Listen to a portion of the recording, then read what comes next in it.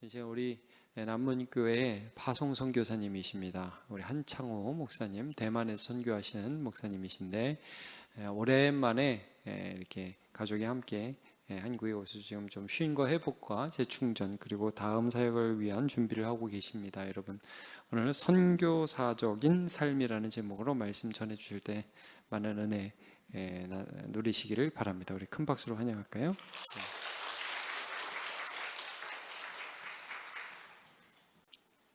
여러분 반갑습니다. 대만에서 온 한창호 선교사고요. 중국말로 한번 인사드리겠습니다. 따지아하오. 平安. 핑안이란 말이 중국말로 평안인데 비슷하잖아요. 발음이. 옆에 분에게 중국말로 한번 인사드립니다. 핑안.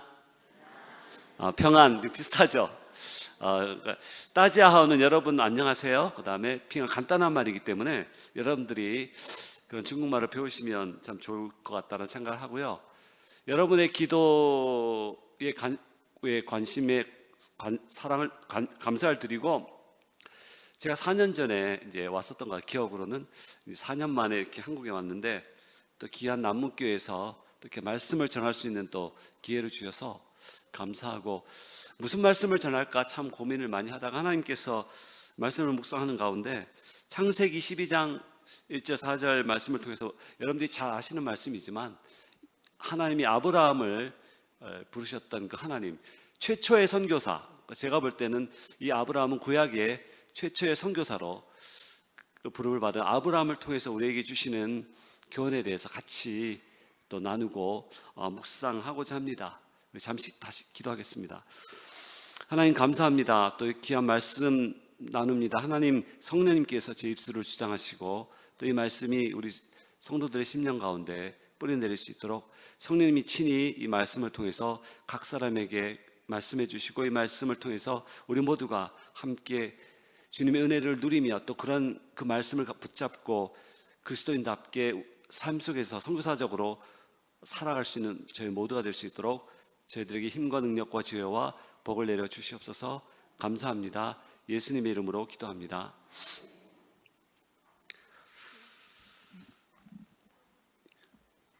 저는 이 말씀을 생각하면서 이런 생각을 했습니다. 만약에 하나님이 저에게 갑자기 나타나셔가지고 누구누구야 아프리카로 떠나라, 예를 들자면 아프리카 중에도 굉장히 어려운 지역이 있는데 뭐 이디오피아나 우간다나 짐바브웨나 전혀 들어보지 못한 그런 나라로 떠나라고 명령하신다면, 혹은 도시를 떠나서 농촌 지역 같은 교회가 없는 지역 가서 살라고 만약에 하나님이 여러분에게 그런 명령을 내리신다고 한다면, 과연 여러분은 그런 하나님의 명령에 대해서 어떻게 반응하실까요? 여러분 자신에게 한번 질문을 던져보셨으면 좋겠어요. 물론 지금은 하나님이 그렇게 막 구약시대처럼 말씀이 이렇게 문서화되지 않은 그런 구약시대, 지금과는 다르게 구약시대는 꿈이나 이상으로 하나님이 나타나셨지만 지금은 거의 그렇게 안 나타나시지만, 만약에 하나님이 그렇게 명령하신다면 여러분 그런 하나님의 명령에 대해서 어떻게 반응하실까요? 오늘 본문에 보면 이 아브라함은 그런 하나님의 그런 명령 앞에서 아브라함의 반응을 통해서 우리는 아브라함이 얼마나 하나님을 사랑했고 하나님께 순종했는지 보게 됩니다. 어떻게 보면 인간적으로 볼 때는 이해할 수 없는 그 하나님의 명령 앞에서 아브라함이 순종하는 모습을, 전적으로 순종하는 모습을 우리는 보게 됩니다. 창세기 12장 1절 말씀을 우리 다 같이 읽겠습니다. 창세기 12장 1절 말씀 시작. 너는 너의 고향과 친척과 아버지의 집을 떠나 내가 내게 보여줄 땅으로 가라. 하나님이 아브라함에게 주신 명령입니다. 사실 하나님은 아브라함에게 큰 그림을 보여주셨지만 구체적으로 세부적인 계획을 보여주시지 않습니다. 어느 지역, 어느 나라, 어느 도시, 어느 민족에게 가라고 하나님께서 말씀하지 않으셨습니다. 그 당시에는 지금처럼 교통이 발달하지 않았기 때문에 비행기도 기차도 버스도 고속전철도 없었던 시대입니다. 그리고 지금처럼 GPS나 지도가 있었던 그런 시대가 아니었기 때문에 사실은 이런 하나님의 명령은 어떻게 보면 참으로 순종하기 어려운 그런 명령이었습니다. 그럼에도 불구하고 아브라함은 이러한 명령에 대해서 순종했습니다. 히브리서 11장 6절은 아브라함에 대해서 이렇게 묘사합니다. 믿음으로 아브라함은 부르심을 받았을 때 순종하여 장래 유업으로 받을 땅에 나아갔을 때 갈 바를 알지 못하고 나아갔으며 가야 할 곳이 구체적으로 어떤 지역인지 알지 못한 채 나아갔다라고 말씀하고 있습니다. 아브라함은 하나님의 명령에 절대 순종함으로 모험과 위험 그런 걸 각오하고 떠났던 것입니다. 저는 이 말씀을 통해서 진정한 믿음은 모험과 위험을 감수하고 떠나는 삶임을 발견했습니다. 선교사의 삶, 선교사적인 삶도 그렇지 않나 생각합니다. 하나님의 절대적인 부르심과 명령 앞에 전적인 순종으로 네, 그렇게 하겠습니다. 아무 이유나 토를 대지 않고 순종하는 것. 바로 이것이 제가 이 말씀을 묵상하면서 받았던 선교사적인 삶의 가장 중요한 핵심적인 원리를 보게 되었습니다. 오늘 본문 창세기 12장 1절과 4절에서 아브라함의 선교적인 삶에 대해서 두 가지로 말씀하고 있습니다. 우리 모두가 저처럼 해외 선교사로 파송되어 나가서 선교사의 삶을 살 수는 없다 할지라도 아브라함처럼 어느 곳에 살고 있던 우리가 살고 있는 삶의 현장에서 선교사적인 삶을 살 수 있다는 사실을 오늘 본문은 우리에게 구체적으로 말씀하고 있습니다. 성령 안에서 예수님을 믿고 구원받는 순간 저희 모두는 선교사로 부르심을 받은 것입니다. 최전방에서 영적 싸움을 하는 해외 선교사뿐만 아니라 후방에서 기도로 물질로 사랑과 협력으로 행정적으로 돕는 선교사, 그리고 삶의 모든 영역에서 입술과 삶으로 그리스도의 삶을 증거함으로써 하나님의 복음을 선포하는 직장 선교사, 비즈니스 선교사, 문화예술 선교사, 캠퍼스 선교사, 가정 선교사, 이런 관점에서 본다면 저뿐만 아니라 이 자리에 앉아 계신 모든 그리스도 안에서 예수님을 영접한 우리 모두는 선교사인 거죠. 그래서 여러분 스스로에게 고백하십시다. 저는 선교사입니다. 우리 한번 같이 해보겠습니다. 저는 선교사입니다. 가정 선교사, 직장 선교사, 캠퍼스 선교사, 그리고 사업장 선교사. 이런 마음을 우리가 품고 살아가는 것이 바로 선교사적인 삶입니다. 거창하거나 위대하거나 화려한 삶이 아니라 이런 마음, 나는 선교사다, 내가 선교사다, 내가 살고 있는 삶의 현장이 선교 현장이다, 그런 마음을 가지고 살아가는 여러분 모두가 바로 위대하신 선교사인 것입니다. 오늘 본문의 아브라함의 삶을 통해 나타난 첫 번째 선교사적인 삶은 바로 나그네의 삶, 떠남의 삶입니다. 익숙한 삶과 작별하여 영적인 모험을 떠나는 삶인 것입니다. 당시 아브라함이 살고 있던 갈대아 우르 지역은 고대 문명이 발달했던 위대한 지역입니다. 교통, 문화, 모든 것이 발달했던 곳입니다. 고대 문헌 자료에 의하면 그곳에서 많은 유물들이 발견됐고, 실제적으로 그 당시 갈대아 사람들이 우상을 섬겼던 신전들이 많이 발견됐다고 합니다. 교통과 문화와 이런 것들이 발달했지만 우상 숭배가 심했던 그 지역임을 보게 될 때 왜 하나님이 아브라함에게 갈대아 우르 지역을 떠나게 하셨는지, 그 하나님의 그 명령의 의미를 우리는 이해할 수 있게 됩니다. 창세기 11장 27절과 32절에 보면 아브라함의 가족사가 나옵니다. 아브라함의 아버지 데라와 가족 이야기가 쭉 나오면서 아브라함의 그 가족들 이야기가 나오는데, 제가 이 말씀을 묵상하면서 두 가지 것들을 발견했는데, 첫 번째는 그 아브라함의 가족의 아픔의 문제가 있었고 고통의 문제가 있었다는 것입니다. 바로 데라의 아들 하란은 아버지 데라보다 먼저 갈대아 우르에서 죽습니다.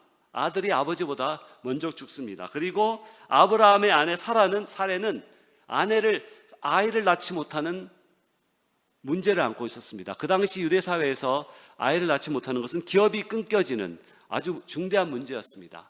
사실 이런 아브라함의 가족에는 아들이 아버지보다 먼저 세상을 떠나는 아픔이 있었고, 또 아브라함의 아내 사레는 아이를 낳지 못하는 그런 문제가 있는 가족이었습니다. 그런데 하나님께서 그런 문제가 있는 가정을 부르셔서 선교사로, 그것도 그 고향을 떠나서 이방 지역으로 가게 하십니다. 저는 이 말씀을 묵상하면서 하나님이 부르시는 사람은 완벽하게 준비된 사람이 아니고 아무 문제가 없는 그런 사람이 아니라 문제가 있고 고통이 있고 아픔이 있음에도 불구하고 하나님이 전적으로 그를 부르셔서 치유하시고 회복시키는 과정을 통해서 그를 쓰신다는 사실, 여러분 믿으시기 바랍니다. 아멘. 그렇습니다. 하나님은 부족하고 연약하고 문제가 있는 그런 가정을 부르셔서 그 하나님의 일을 하게 하신다는 것입니다.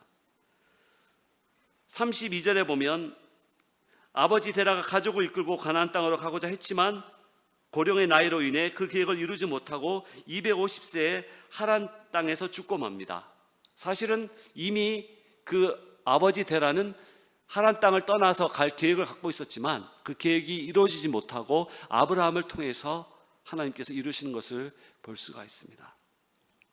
사랑하는 성도 여러분, 그리스도의 삶은 나그네의 삶입니다. 언제든지 떠날 준비해야 하는 여행과 같습니다. 우리의 진정한 고향은 이 땅이 아니고 천국에 있기에 이 땅은 우리가 잠시 머물고 갈 게스트하우스, 즉 여관과 같습니다. 제가 지금 성교관에 머물고 있는데요, 사실은 성교관은 제 고향이 아니잖아요. 성교관은 제가 한 달 동안 머무는 곳이죠. 저는 다시 시간이 되면 대만으로 돌아가야 하는 것입니다. 성교관이 제 집이 아니기 때문에 저는 대만으로 돌아가는 것을 알기 때문에 성교관에 계속 머물 수는 없는 것입니다. 마찬가지로 우리가 이 땅에서의 삶은 바로 잠깐의 삶이죠. 언젠가는 이 땅을 떠나서 저의 진정한 고향인 천국으로 가야 하는 것입니다. 히브리서 11장 13절과 6절에 보면 선교사적인 삶을 살았던 믿음의 조상들의 삶에 대해서 이렇게 말씀합니다. 다 믿음을 따라 죽었으며 약속을 받지 못하였으되 그것을 멀리서 보고 환영하며 또 땅에서는 외국인과 나그네임을 증언하였으니 그들이 이같이 말하는 것은 자기들의 본향 찾는 자임을 나타냄이라. 그들이 더 나은 말을 생각했더라면 돌아갈 기회가 있었으려니와 그들이 이제는 더 나은 본향을 사모하여 곧 하늘에 있는 것이라. 바로 하늘에 있는 그 본향을 사모하는 삶을 살았다는 것입니다. 고기 중에 연어라는 고기가 있습니다. 연어는 이 회귀 본능이 강한데 연어는 항상 자기가 태어난 곳을 알아서 태어난 곳에 돌아가서 죽는다고 합니다. 그래서 연어들은 자기가 태어난 곳에서 죽기 위해서 때로는 폭포수를 거슬러 올라가고 물을 거슬러 올라가서 자기가 태어난 그곳에서 죽는다고 합니다. 그래서 회귀 본능이라고 합니다. 우리 그리스도인에게 있어서는 바로 천국 본능이 있습니다. 바로 예수님을 믿고 구원받는 순간 우리에게는 천국을 사모하는 마음이, 그런 본능이 우리 안에 생기게 되는데, 이러한 천국 본능이 강할수록 우리는 세상에 대한 사모하는 마음이 점점점 줄어들게 되는 것입니다. 왜냐하면 천국이 내 고향이고 천국의 시민이 내 신분임을 알기 때문에 그 천국을 사모하는 마음으로 매일매일을 살아가게 되기 때문에 세상을 사랑하는 마음이 날로 줄어든다는 것입니다. 이 천국 본능 때문에. 그러나 우리가 세상을 사랑하면 사랑할수록 이 천국에 대한 본능은 약화될 수밖에 없지요. 여러분이 얼마나 이런 강한 천국 본능이 있습니까? 천국 본능이 강할수록 우리에게 주어지는 것은 생명과 평안이요, 천국 본능이 약할수록 우리에게 주어지는 것은 결국 죽음과 불안이라는 것입니다. 사랑하는 성도 여러분, 떠날 준비를 하고 계십니까? 너무도 익숙해져 버리고 습관이 되어버린 이 땅에서의 삶을 정리하고 천국으로 이사갈 준비를 하고 계십니까? 천산병 시인의 고백처럼 우리는 잠시 이 땅에 소풍 나왔습니다. 언젠가는 모두 다 다시 하늘로 귀향하게 되는 것입니다. 저는 천산병 시인의 시를 좋아하는데, 우리는 이 땅에 소풍 나왔습니다. 언젠간 다시 하늘로 귀향하게 되어 있다는 것이죠. 우리 인생은 만남과 떠남의 반복입니다. 초등학교를 졸업하면 우리는 초등학교를 떠나 중학교로 가야 되고, 중학교를 졸업하면 중학교를 떠나 고등학교를 진학해야 되고, 고등학교를 졸업하면 고등학교를 떠나 대학을 가야 되는 것이고, 대학을 졸업하면 사회로 다시 나가야 하는 것이고, 결혼하면 부모를 떠나 한 해와 합하여 한 몸을 이뤄야 되는 것이고, 나이가 되면 우리는 육신의 몸을 떠나 우리 영혼의 고향인 천국으로 가야 하는 것입니다. 바로 이 떠남의 원리는 우리는 태어났을 때부터 우리는 떠나는 삶을 배우도록 그런 존재로 태어난 것입니다. 갈대 우르 지방을 떠나 내가 지시할 땅으로 가라. 하나님의 명령 앞에 아브라함은 말씀을 따라 갔다라고 창세기 12장 4절 말씀에 말씀하고 있습니다. 말씀에 순종함으로 아브라함은 그 하나님의 부르심에 반응합니다. 사랑하는 성도 여러분, 제가 이번 바울 선교의 수련회를 지난주에 마쳤습니다. 이번 바울이 수련회를 통해서 제가 배웠던, 가장 감동받았던 것은 바울이의 선교의 7대 정신을 다시 한번 회복하는 시간을 가졌는데, 이 바울 선교의 7대 정신이 뭐냐면 절대 구원의 확신, 절대 소명, 절대 기도, 절대 감사, 절대 복종, 절대 헌신, 절대 사랑. 이것이 저희가 속한 선교의 중요한 정신인데, 저는 이 정신을 다시 한번 돌아보면서 그 중에서도 절대 복종, 이 부분에 대해서 많은 도전을 받았습니다. 특별히 아브라함을 생애를 묵상하면서 하나님이 아브라함을 부르셨을 때 아브라함이 순종하는 모습을 보면서 저는 이 절대 복종에 대해서 많은 것들을 배우게 되었습니다. 이유도 토도를 하지 않고 하나님이 가라고 하신 만큼 가고, 하나님이 말하고 하신 만큼 말하고, 하나님이 지시하고 명령한 만큼만 행하는, 하나님이 하라고 하지 않은 경우는 절대 하지 않고, 하나님이 멈추라고 하면 멈추고, 바로 이것이 아브라함의 삶이었고 선교사적인 삶의 모습이 아닌가라는 생각을 하게 됩니다. 저희 신학교 동기 목사님이 카톡방에 이런 글을 올렸습니다. 제가 잠깐 소개하면 제목이 윤종신처럼인데요, 저는 이 글을 읽으면서 많은 생각을 했습니다.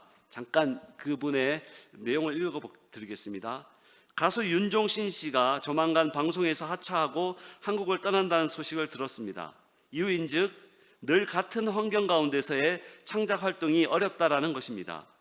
익숙함에서 벗어나 환경에 변화를 주고 창작 활동을 이어가겠다는 것이 그의 생각인 것 같습니다. 창작 활동을 위해서도 이렇게 삶의 틀을 바꾸고 가질 수 있는 많은 것들을 내려놓습니다. 누구 못지않은 왕성한 방송 활동조차 다 내려놓고 가수로서의 정체성을 분명히 붙잡습니다. 하나님이 우리 전부가 되시고 우리는 하나님의 자녀라고 이야기하고 믿으면서도 우리는 변화를 두려워합니다. 불안과 두려움으로 어찌할 바 모르며 살아갑니다. 날마다 하나님의 말씀으로 새로워지고 더 나아가 스스로의 삶을 개혁해야 하는 우리의 모습을 윤종신 씨의 모습에 빗대어 보니 충격으로 다가옵니다. 진짜 변화, 그리고 그 안에서의 하나님의 역사하심을 경험해야 하는데 안주와 익숙함으로 불안함, 불안정, 불편함, 두려움을 회피하는 어리석은 삶을 살고 있는 것은 아닌지 자문해 보게 됩니다. 아무리 방송 활동을 많이 하고 인정받고 돈을 많이 벌어도 자신이 창작 가수라는 걸 잊지 않기 위해서 창작 활동을 더하고 노력했던 것은 언론을 통해서 봐왔기에 윤종신 씨의 삶을 응원하게 됩니다.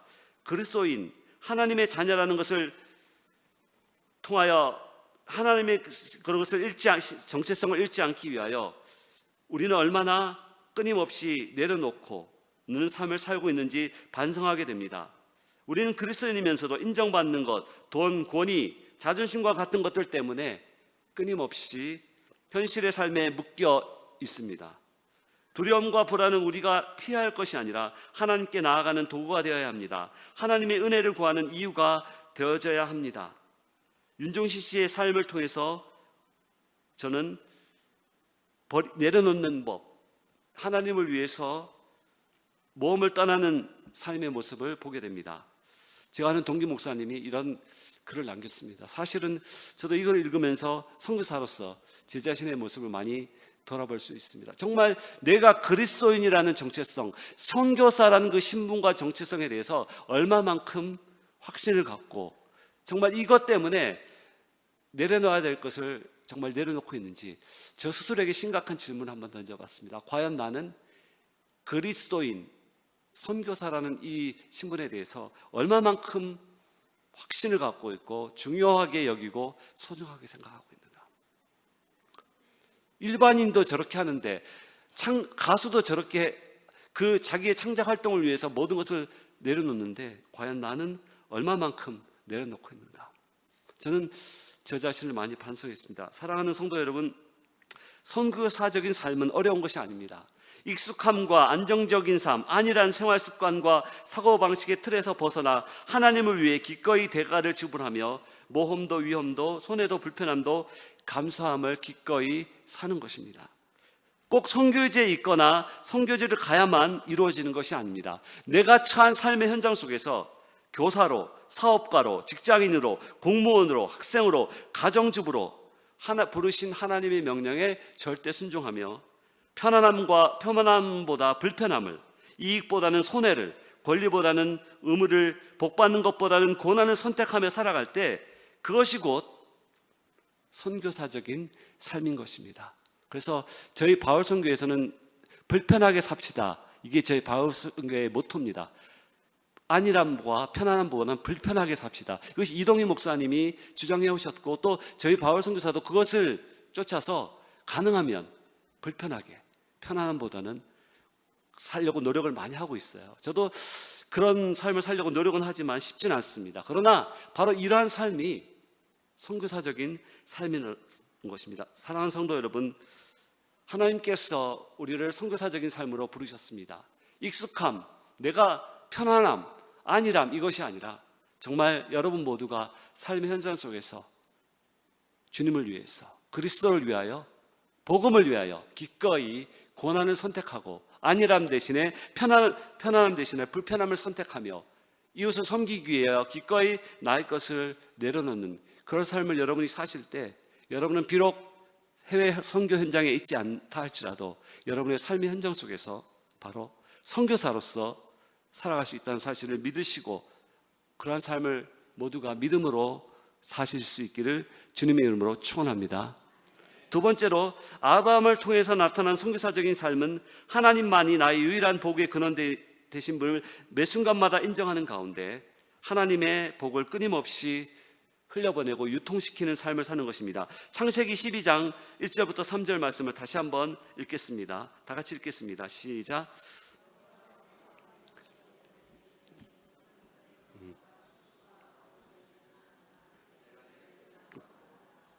내가 너로 큰 민족을 이루고 내 복을 주어 내 이름을 창대케 하리니 너는 복이 될지니라.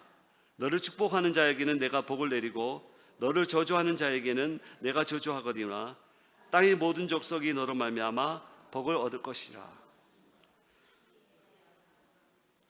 하나님은 아브라함에게 명령을 내리신 다음에 하나님의 약속의 말씀을 통해서 아브라함의 진정한 정체성은 하나님의 복을 받은 자, 복을 거는 대신 하나님을 믿고 따르는 자임을 분명히 말씀하시면서 12장 3절에서는 아브라함의 삶의 궁극적인 목표와 목적은 나 혼자 복받고 평안하게 잘 사는 것이 아니라 복의 근원 되신 하나님을 알리고 선포하는 것, 하나님의 복을 다른 민족에게 전 세계에 흘러보내고 유통시키는 것이 아브라함의 삶의 목적임을 그에게 분명히 말씀하고 있습니다. 사랑하는 성도 여러분, 우리 모두는 하나님의 복을 받은 자입니다. 특별히 구원의 복을, 은혜의 복음을 이미 먼저 받은 자인 겁니다. 여러분의 삶의 정체성은 바로 여기 있습니다. 예수님이 창세전에 나를 택하셔서 나에게 예수 그리스도를 통해서 나에게 이러한 놀라운 구원의 복을 주셨고 그 구원의 복을 이제는 믿지 않는 이웃들에게 전해야 하는 그 사명을 우리 모두에게 주신 것입니다.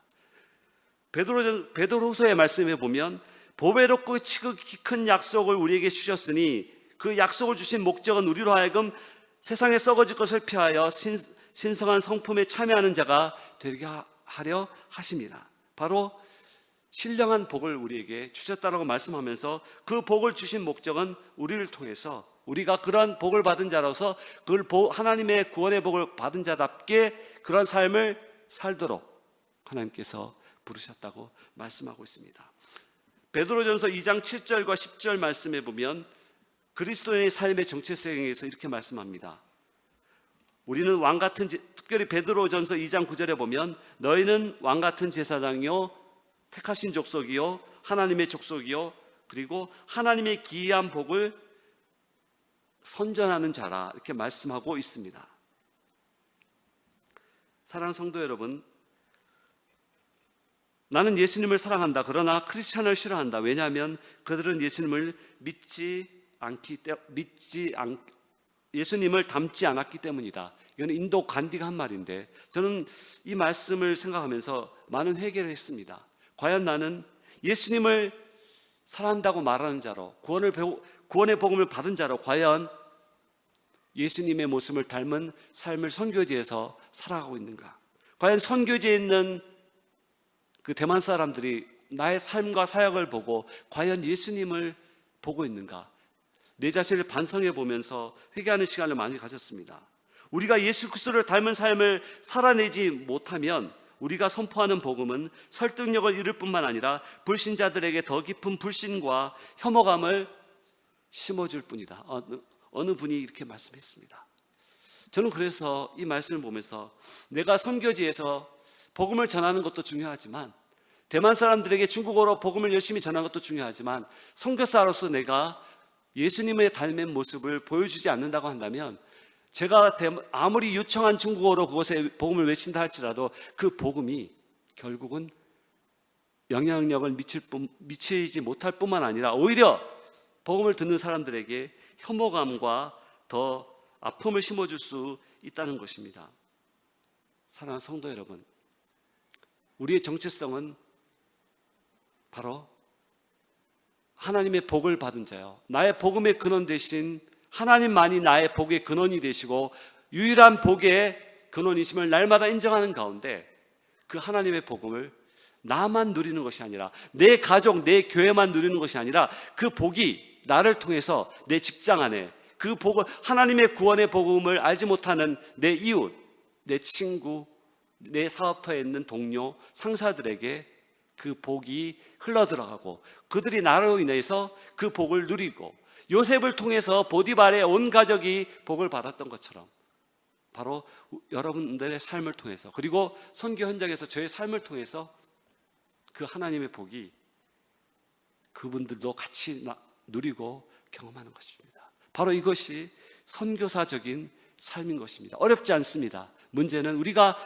과연 복의 근원 되신 하나님을 진정으로 날마다 인정하며 살고 있는가? 그리고 내가 기꺼이 내 삶을 통해서 먼저 구원받은 자로서 이 구원의 복을 기꺼이 다른 사람들과 나누고자 하는가? 바로 여기에 중요한 관점이 있다는 것입니다. 아브라함은 75세에 적지 않은 나이에 하란을 떠났습니다. 하나님의 명령에 순종해서 온 가족을 데리고 떠났습니다. 절대적인 순종을 다시 한번 우리에게 보여주고 있습니다. 혼자 떠난 것이 아니라 온 가족을 데리고, 조카 롯과 그 모든 사람들을 데리고 75세의 고령의 나이에 떠났습니다. 절대 순종의 모습을 다시 한번 우리에게 보여주고 있습니다. 사랑하는 남문교회 성도 여러분, 우리 모두는 선교사입니다. 이것이 선교사적인 삶의 출발점입니다. 근거는 어디에 있습니까? 사도행전 1장 8절, 여러분 다 외우시죠? 사도행전 1장 8절 성경 보지 않고 우리 같이 외워보겠습니다. 시작. 오직 성령이 너희에게 임하시면 너희가 권능을 받고 예루살렘과 온 유대와 사마리아 땅끝까지 이르러 내 증인이 되리라. 예루살렘, 여러분이 살고 있는 삶의 현장, 내가 일하고 있는 직장과 가정이 바로 여러분의 선교지입니다. 온 유대는 바로 여러분이 살고 있는 사회와 지금 한국 사회, 그리고 한국 국가입니다. 바로 여러분은 사회와 국가를 위해서 중보기도 하는 자로 하나님이 여러분을 부르셨다는 것입니다. 사마리아는 바로 소외된 이웃인 북한을 의미합니다. 우리는 우리 이웃인 북한을 위해서 기도하며 북한 땅에 복음의 문이 열릴 수 있도록 끊임없이 기도하며 중보기도하는 자로 하나님께서 우리를 부르셨고, 우리 주변에 있는 탈북민들을 돕고 그 탈북민 형제들이 복음을 듣고 예수님을 영접하고 장래에 북한의 복음의 문이 열릴 때, 하나님의 때에 하나님께서 북한의 문을 여실 때 그들이 북한 땅에 가서 하나님의 교회를 세울 수 있도록 이 탈북민들을 하나님의 일꾼으로 키우는 이 일에 관심을 갖고 기도하고 참여하도록 하나님이 또한 부르셨다라는 것입니다. 마지막으로 땅끝까지 이르러, 우리는 문화와 언어와 생활 습관의 다른 타문화권 지역으로 나아가는 선교사가 교회를 통해서 배출되어야 한다는 것입니다. 감사한 것은 하나님이 저를 긍휼히 여기셔서 남문교회 1호 선교사로 파송되는 영광을 또 누렸습니다. 저는 항상 이것에 대해서 감사하는 마음을 잃지 않고 제가 남문교회 1호 선교사라는 것에 대해서 항상 자부심과 감사하는 마음을 잃지 않고 있는데요. 2호 선교사로 우리 이명호 선교사님이 나가셨습니다. 그런데 1호, 2호가 나와 이것으로 끝나지 않고 제가 기대하는 것은 제3호, 제4호 선교사님들이 계속해서 남문교회를 통해서 배출되기를 원합니다. 저랑 이명호 선교사님으로 끝나는 것이 아니고 저희 뒤를 이어서 젊은 세대들이 제3호, 제4호 선교사로 이 남문교회를 통해서 계속해서 파송되어지기를 주님의 이름으로 축원합니다. 그것이 여러분의 사명이고요.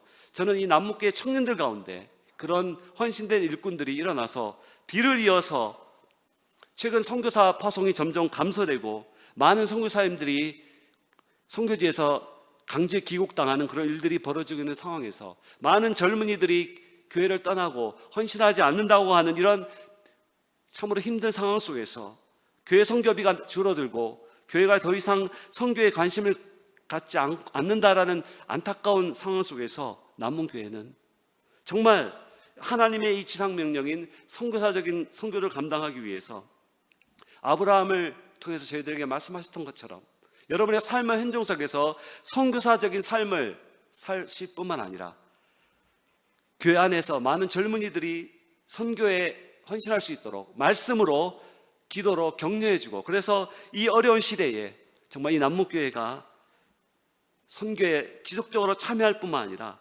계속해서 해외 선교를 해나갈 수 있는 선교사들을 파송할 수 있는 교회로 더 아름답게 쓰임받을 수 있기를 주님의 이름으로 축원합니다. 잠시 기도하겠습니다.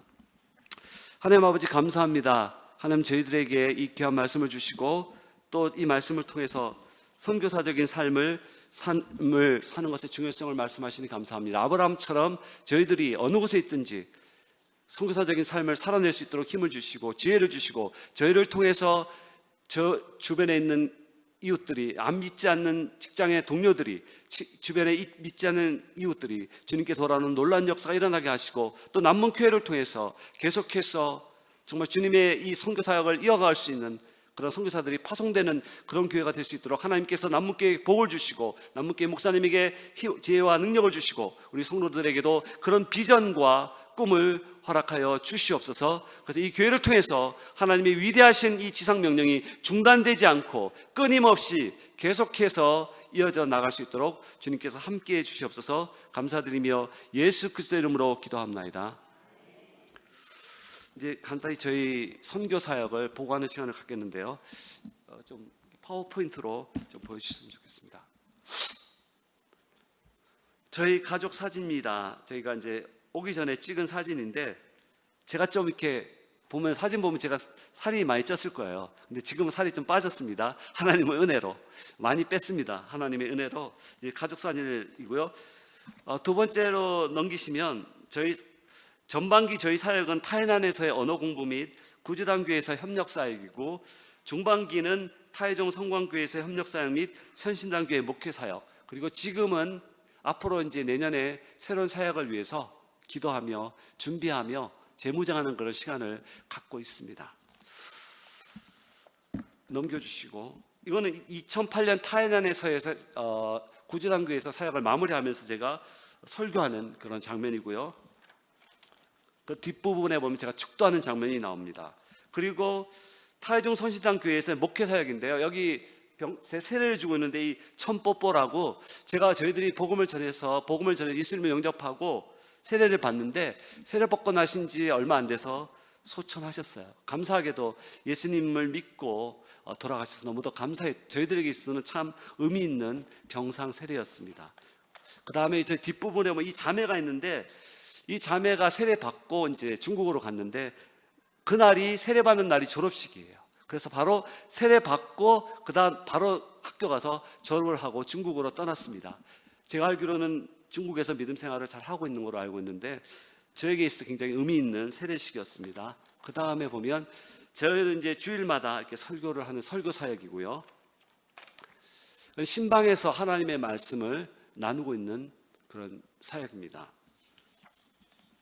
그리고 여기는 단기팀이 왔을 때 제가 통역하는 사역입니다. 그 다음 장면은 교회 리트릿에 가서 제가 이제 찬양 인도를 하고 있습니다. 이거는 제가 이제 처음으로 결혼 주례를 하는, 대만에 가서 제가 이제 첫 주례 설교입니다. 저에게 있어서는 긴장도 좀 많이 했는데 첫 주례라서 하나님 은혜로 잘 마쳤습니다. 그리고 저희가 이제 토요일마다 가정 이제 셀 모임으로 이제 모여서 부신자들을 초청해서 같이 모인 그런 모임이 있었는데, 그때 제가 가정 셀 모임 때 말씀을 나누고 있는 장면입니다. 그래서 참여한 성도들과 함께 같이 찍은 그런 사진이고요. 또 뒷부분 넘겨주시면 계속해서 가정 셀 모임 함께 모여서 교제하고 예배 모임 이후에 이렇게 교제하는 시간입니다. 이 장면은 즉 가운데에 앉아 있는 형제가 세례 받고서 이제 전 교인이 모여서 축하하고 그런 세례 이후에 같이 전 교인이 모여서 찍은 사진이에요. 이 대만에서는 특별히 한류가 강한데, 제가 왜 이것을 보여주는 이유는 대만 총리 행정원장이 이런 말을 했습니다. 한국 드라마 매일 방영돼 구역질나. 이 말이 뭐냐면 얼마나 한국 드라마가 많이 했으면 이 대만 행정원장이 이런 말을 했을까. 그만큼 한국 드라마가 지금 대만에서는 엄청나게 많이 방영이 되고 있다는 또 다른 측면에서 그런 의미로 있는데, 드라마와 한국어와 김치, 뒤에 넘기시면은 거기 대만에서 유행하는 여러 가지 한국 드라마가 쭉 나오는데 정말 대만 사람들 한국 드라마 좋아합니다. 그 다음에 여기는 한국말 광고인데요. 대만 사람들이 한국어를 배우기를 굉장히 한국말 배우는 걸 원하는데, 그래서 많은 선교사님들이 한국어로 이런 한글말 사역을 통해서 복음을 간접적으로 전하는 그 일들을 하고 있습니다. 이것도 그래서 한국말을 가르치는 것도 하나의 선교의 하나의 간접적인 방법으로 대만에서 많이 활용되고 있습니다. 여기 보면은 이렇게 대만 사람들이 한국과 문화적인 교류를 많이 하고 있는데, 핑동에 사는 여러 가지 이제 그 직장인들이 이렇게 한국에 방문하고 한국에 있는 여러 가지 직장 단체랑 이렇게 교류하고 있는 그런 장면입니다. 여기는 한국 김치 만드는 장면. 그러니까 대만 사람들이 한국 김치를 굉장히 좋아해요. 그래서 김치를 많이 만들고 있는데, 이런 김치 활동을 통해서도 그들과 접촉할 수 있는 좋은 기회가 되고 있어요. 이 뒷부분도 마찬가지고 김치 만드는 그런 김치를 만들고 나서 이렇게 좋아하는 장면입니다. 한국과 대만의 이런 문화적인 교류가 이루어지는데 공헌했던 것이요. 뒷부분에 넘기시면 꽃보다 할배라는 이분들이 대만에 와서 대만을 일주한 적이 있는데, 일주하면서 대만의 중요한 관광지를 한국에 소개해서 그 이후로 대만의 한국 관광객들이 굉장히 증가했다고 합니다. 그리고 이 대만은 여러분들이 아시는 우상 숭배가 굉장히 심한데, 여기 넘기시면 여기 앞에 크게 보이는 게 마주 여신상입니다. 넘기시고요. 뒷부분에 문제는 뭐냐면 이런 마주 여신이 국제적인 페스티벌로 많은 외국인들을 초청해서 이제는 명백하게 우상 숭배인데, 이게 문화활동으로 둔갑해서 많은 사람들이 이렇게 참여하도록 이렇게 세계적으로 홍보 활동을 하고 있다는 것이 문제인데요. 이 뒷부분에 뒤로 넘기시면 이렇게 마주상을 메고 가면 사람들이 환호하면서 이렇게 우상을 섬기고 있습니다. 지금 여러분, 여기 대만이 귀신의 달입니다. 그래서 이 귀신의 달에는 금기사항이 여러 가지가 있는데 중국말로 되어 있는데, 제가 짧게 말씀드리면 밤에는 이렇게 그런 얇은 옷을 입으면 안 되고, 그 다음에 밤에는 이렇게 머리를 이렇게 함부로 풀고 자면 안 되고, 밤에는 무슨 생일 축하 활동을 하면 안 되고, 그리고 그 밖에 계곡에서 수영을 하거나 물놀이를 하면 안 되고, 그 다음에 땅에다가 이렇게 돈을 짚거나 하면 돈을 떨어뜨리면 안 되고요. 그리고 그 다음에 그 신발을 갖다가 그 침상 주변에 놓으면 안 되고, 그리고 귀신이란 말을 하면 안 되고, 밤을 새면 안 되고, 밤에 사진을 찍으면 안 되고, 이런 것들이 금기사항이에요. 그래가지고 이 귀신의 달에는 이런 많은 금기사항들 때문에 대만 사람들이 잠을 못 자거나 아니면 힘들어해요. 그래서 더 화양을 피우고 우상 숭배를 하고 있습니다. 이 뒷부분에 보면 그런 장면이 나오는데, 이게 뭡니까 여러분? 이게 전부 다 우상 숭배를 하기 위해서 이렇게 빠이빠이 한다 그러는데 중국말로 이렇게 물건을 쭉 전시해 놓은 거예요. 이게 전부 다 우상 숭배하기 위해서 대만 사람들이 정성껏 준비해 놓은 그런 물품들이에요. 이게 상으로 이게 다 차려놨는데 이게 엄청나죠. 뒷부분에 보면 이렇게 사람들은 향을 태우면서 귀신의 달에 그 귀신이 자기를 해치지 않기 위해서 이렇게 종이를 태우거나 이런 종교 활동을 하고 있습니다. 완전 미신적인데 이런 것들이 일상화됐다는 것. 문제는 뭐냐면 대만 사람들이 이런 것들이 너무도 일상화돼 버려서 종교 활동이 아니라 완전히 이거는 생활 문화가 돼 버린 것이 문제인데 하나님이 이들을 긍휼히 위해서 이들이 이러한 미신적인 종교 활동에서 벗어날 수 있도록 많은 기도를 부탁드립니다. 여기도 보면 이렇게 저희 이제 집 주변에도 보면 이렇게 음식을 차려놓고 귀신의 달에는 우상 숭배하고 빠이빠이드가 끝난 다음에 음식들을 나눠서 먹습니다. 이런 일들이 대만에서는 너무도 자주 벌어지고 있어요.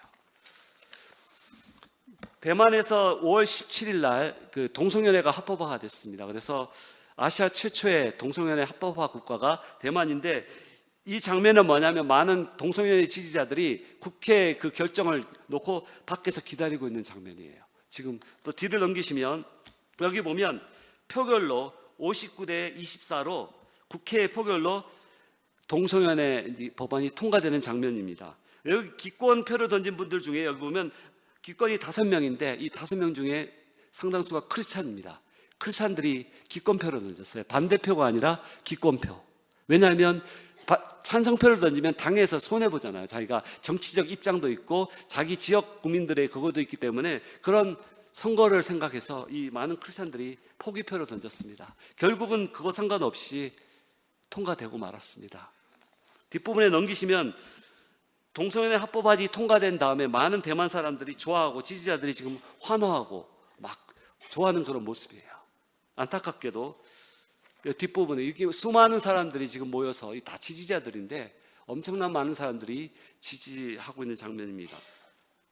여기 뒷부분 보면 여기는 기독교인들이 통과된 이후에 반대하는 의견을 발표하면서 끝까지 믿음으로 영적 전쟁을 하겠다라고 이렇게 기독교 가정보호연맹에서 이렇게 나와서 성명을 발표하고 있는 장면입니다. 여기 뒷부분에도 나오면 많은 기독교인들이 또 그 전에 국회 표결이 있기 전에 국회 앞에서 이렇게 반대하며 기도회를 했지만 안타깝게도 통과되고 말았습니다. 지금 대만이 내년에 대만에 대통령 선거가 있는데 저분이 여자 총통인 차잉원, 최영문 대통령입니다. 그리고 뒤에 넘기시면 커원저와 또 여기 나오는 한구오위라고 세 분이 대통령 후보인데 하나님께서 이 세 분 가운데 정말 하나님의 마음에 합한 대통령이 나올 수 있도록 여러분 기도를 부탁드리고요. 대만의 현재 기독교는 전 인구의 7%입니다. 대만이. 그러니까 제가 갈 때만 해도 3.2%, 17년 전에는 3.2%였는데 17년 이후에 7%니까 많이 성장한 거죠. 근데 가장 큰 교회는 대만 장로교회고요. 그러면 그 다음에 집회소, 그 다음에 영양탕, 참예수교회, 그 다음에 침례교회, 그 다음에 루터란 교회, 성결교회 이런 식으로 대만의 중요한 이런 대만 교단의 숫자들이 쭉 적혀져 있습니다. 이게 이제 대만을 위한 기도 제목입니다. 여러분이 이 네 가지 기도 제목을 놓고 기도해 주시기 바랍니다. 하나님께서 여기 기도 제목 동성연애 합법화 이후에 대만교회가 영적으로 깨어서 자녀들에게 올바른 가정과 성경적 양성 개념을 잘 가르치도록, 그리고 귀신의 달에 대만교회와 성도들이 더 복음을 적극적으로 증거할 수 있도록, 그리고 하나님의 마음에 합한 사람이 대만의 대통령으로 선출되도록, 그리고 중국과의 대만과의 관계가 긴장 대립이 아니라 대화와 화평의 관계를 계속해 유지할 수 있도록 특별히 여러분들이 생각나실 때마다 대만을 위해서 기도해 주시고, 마지막으로는 전 가족을 위한 기도 제목이 있습니다. 이것을 위해서 기도해 주시기 바랍니다. 5가지 기도 제목인데 여러분들이 이 기도 제목 각각 아까 앞에서 말씀드렸던 대만을 위한 기도 제목과 또 저희 가정을 위한 이 기도 제목이 있는데, 여러분 지금 이 시간에 좀 이 부분을 놓고 함께 대만과 또 저희 가정을 위해서 잠깐 기도하셨으면 좋겠습니다. 하나님께서 이런 대만 땅 가운데 복음이 계속해서 역사하시고, 또 그리고 저희 가정을 통해서 그런 우상숭배에 빠져있는 대만의 많은 영혼들이 주님께 돌아올 수 있도록 우리 함께 이 시간에 저희 가정과 대만을 위해서 기도하는 시간을 갖습니다.